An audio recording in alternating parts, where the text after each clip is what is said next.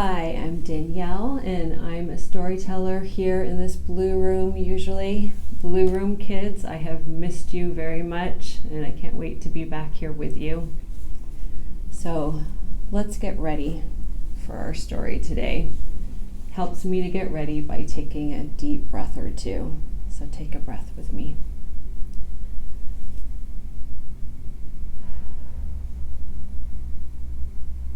One more breath.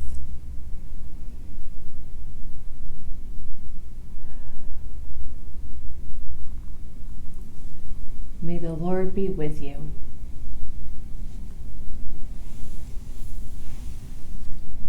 Let's see where we are before we begin our story in our church calendar. We are on week 16 of the green growing weeks. We are moving into fall. Before we begin our story, I want to tell you where you can find it in case you would like to read it with your family later on this week. Our story is found in the very first book of the Old Testament, which we call Genesis. And our story covers quite a few chapters in Genesis, beginning in chapter 12.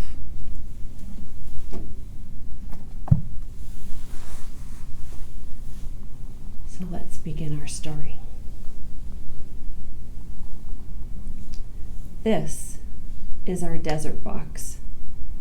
So many important and wonderful things happen in the desert. We need to learn more about it. We don't have room for the whole desert in here, so we just have this small piece of it. The desert is a dangerous place. It is always moving, so it is hard to know where you are, and you can get lost. There is very little water in the desert, so you can get thirsty, and if you can't find water, you can die. And it is very hard to grow anything in the desert, so it is hard to find food. In the daytime, the sun is hot and it scorches your skin. But in the nighttime, it is so cold. When the wind blows, the sand stings your skin. So people need to wear a lot of layers of clothing to protect themselves from the sun and the blowing sand. The desert is a dangerous place. No one goes there unless they have to.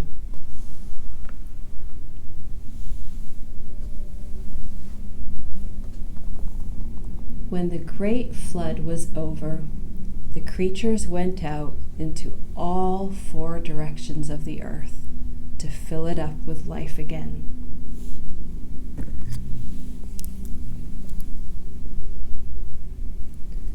They often gathered along the rivers.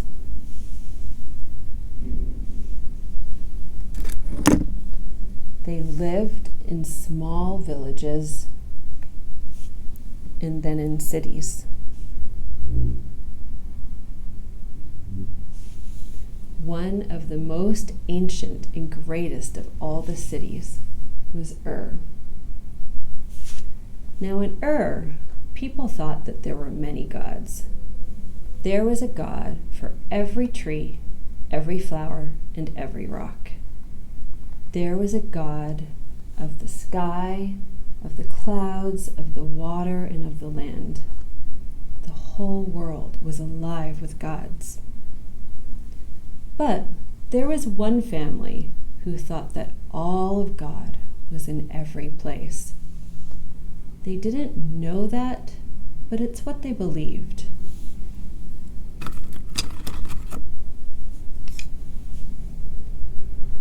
Abram and Sarai were part of that family. When it came time for them to move on to a new place, they didn't know if God would be there. they wondered what this new place would be like. They began the walk towards Haran, taking all of their sheep and their donkeys and helpers with them. Even the old people and the children came. At night, they slept in tents, and in the daytime, they followed the great river Euphrates. It showed them the way, and it gave them and their animals water to drink.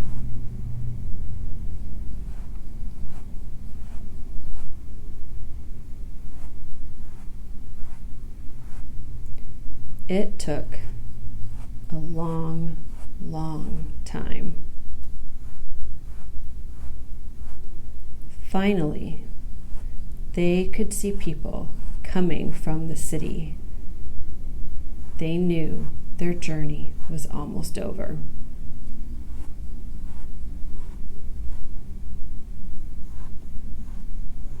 Finally, they were there.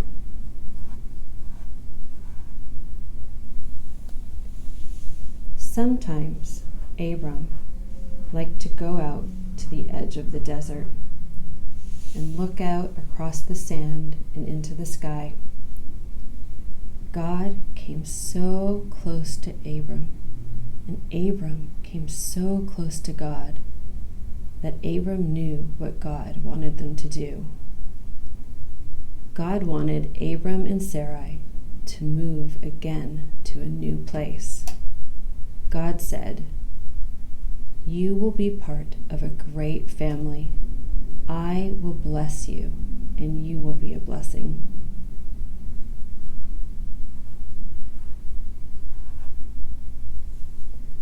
Abram and Sarai did what God said.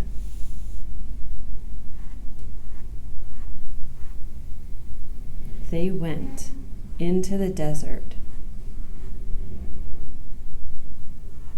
west from Haran and towards the land of Canaan. They took their sheep and their donkeys and their helpers with them, but this time they did not have a river to show them the way or to give them water to drink.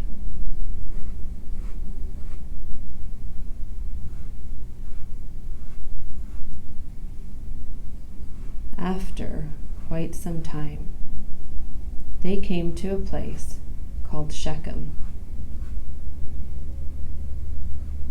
Abram went up a hill and prayed to God, and God was there. So Abram built an altar to mark this place.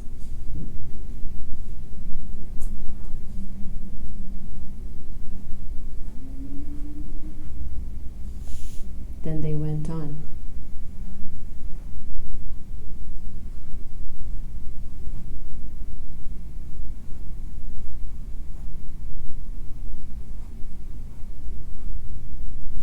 They came to a place called Bethel. Again, Abram prayed to God, and God was there also. So Abram built an altar to mark this place too. God was not just here or there, but all of God was everywhere.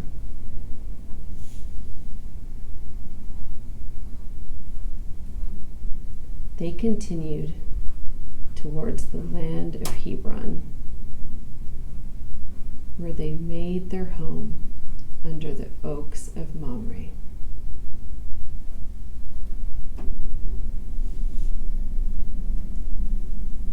One night, God took Abram outside.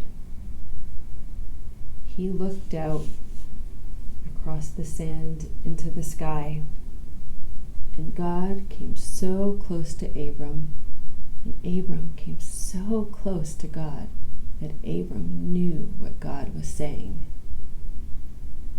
You will be a father to a great nation, and Sarai will be the mother.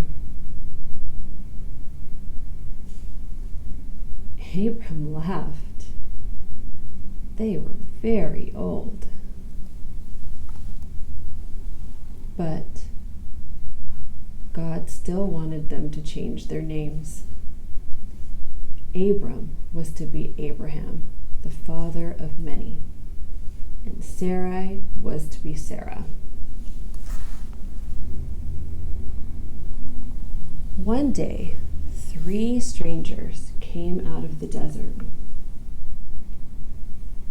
Abram, who was standing outside the tent, invited them in, and Sarai mixed up 3 measures of flour, which was a lot.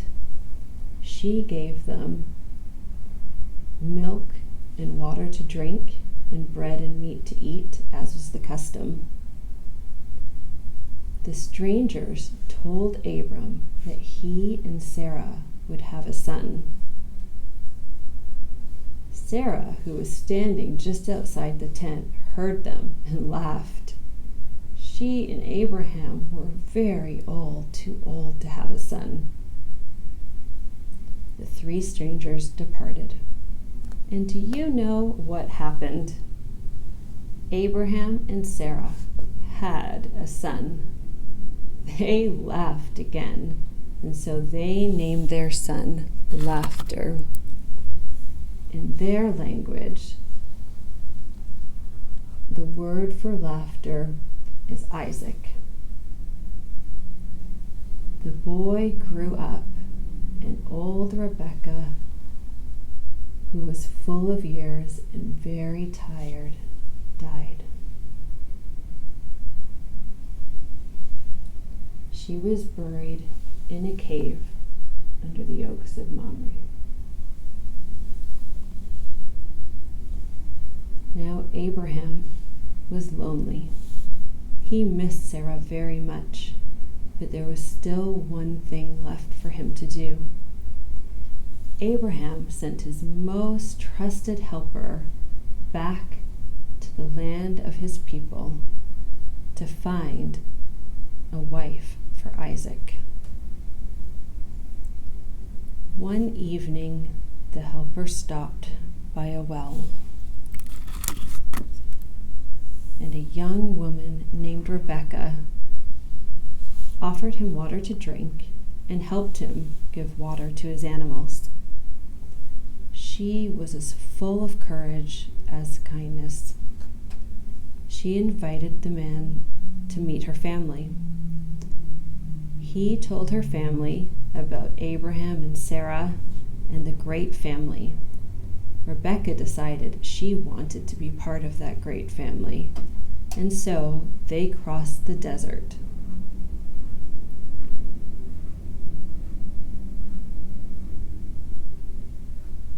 They went past Shechem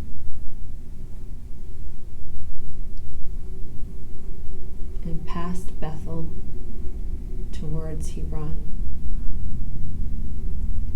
When Isaac saw them coming, he went out to meet them.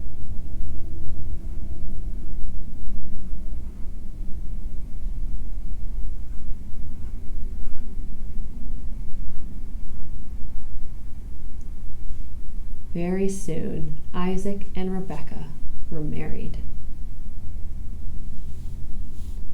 Old Abraham was full of years, very old, and he died too.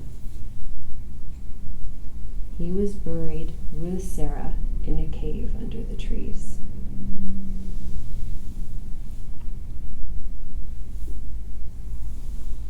Rebekah and Isaac had children, and their children had children, and then their children had children, and this kept on happening until your grandparents had your parents, and your parents had you, and now we are all part of this great family that is as many as the stars in the sky and the grains of sand in the desert.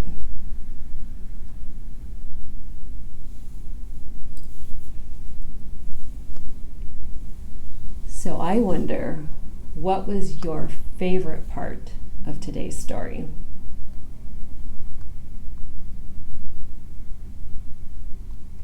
And I wonder what you thought was the most important part of this story. Might be the same thing as your favorite, might be something different. And I wonder, where in the family do you find yourself? Or what part of the story might be about you?